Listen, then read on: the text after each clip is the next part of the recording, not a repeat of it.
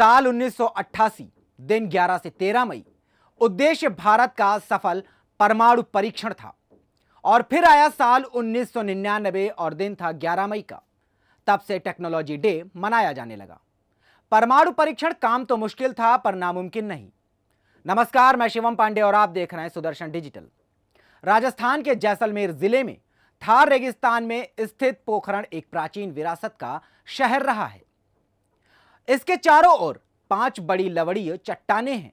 पोखरण का शाब्दिक अर्थ है 5 मृगमारीचिकाओं का स्थान।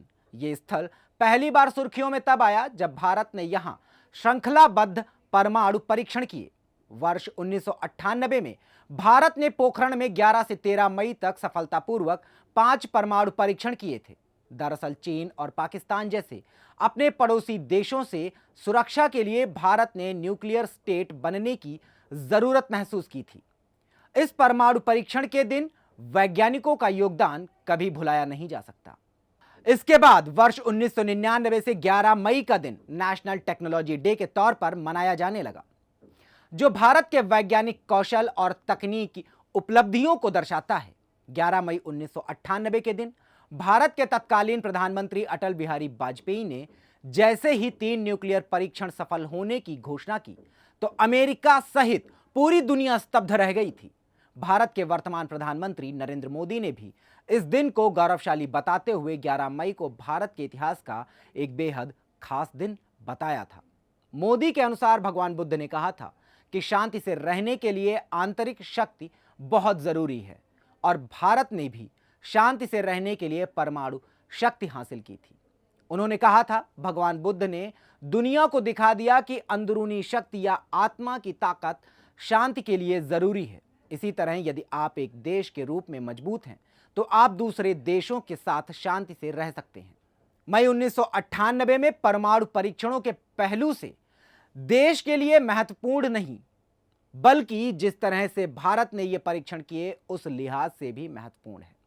प्रधानमंत्री नरेंद्र मोदी ने कहा, इस दिन की अविस्मरणीयता पर बयान दिया था। इसने दुनिया को दिखा दिया था कि भारत महान वैज्ञानिकों की भूमि है और मजबूत नेतृत्व से भारत दूरस्थ स्थानों तक पहुंच सकता है और नए कीर्तिमान स्थापित कर सकता है। इस परमाणु परीक्षण की जगह थी पोखरण। बता दें कि राजस्थान से जैसलमेर से 110 किलोमीटर दूर जैसलमेर जोधपुर मार्ग पर पोखरण प्रमुख कस्बा है।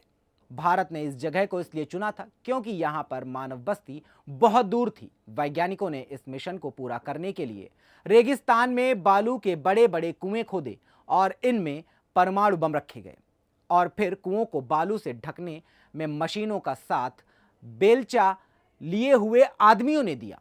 इन कुओं के ऊपर बालू के पहाड़ बना दिए गए जिन पर मोटे मोटे तार निकले थे और जिनमें से आग लगाई गई थी और बहुत जोर का धमाका हुआ। पाकिस्तान बलूचिस्तान की चगाही पहाड़ियों के पास परमाणु परीक्षण करता है।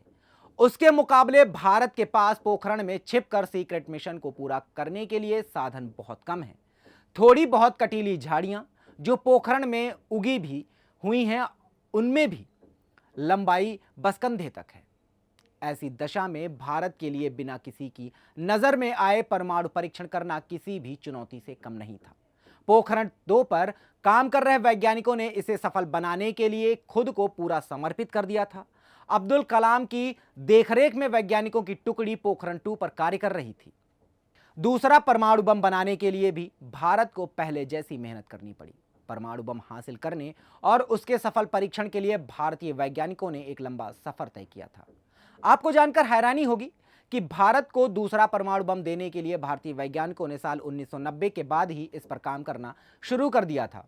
अब्दुल कलाम और परमाणु ऊर्जा विभाग के डायरेक्टर राजगोपाल चिदंबरम संयुक्त रूप से पोखरण 2 को सफल बनाने के लिए कड़ी मेहनत कर रहे थे। राजस्थान के पोखरण की आर्मी बेस लैब में अब्दुल कलाम वैज्ञानिकों की टीम के साथ पोखरण 2 पर काम कर रहे थे। काम बहुत मुश्किल था पर नामुमकिन नहीं, सब जानते थे। इसमें समय बहुत लगेगा मगर वो तैयार थे। वो किसी भी हालत में इसे पूरा करना चाहते थे। आखिर में साल 1998 में मई माह में पोखरण 2 को बनाने में वैज्ञानिकों ने सफलता हासिल की थी।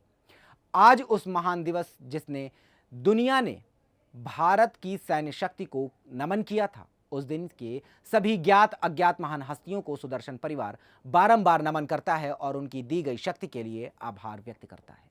अभी के लिए बस इतना ही। देखते रहें सुदर्शन डिजिटल। जय हिंद।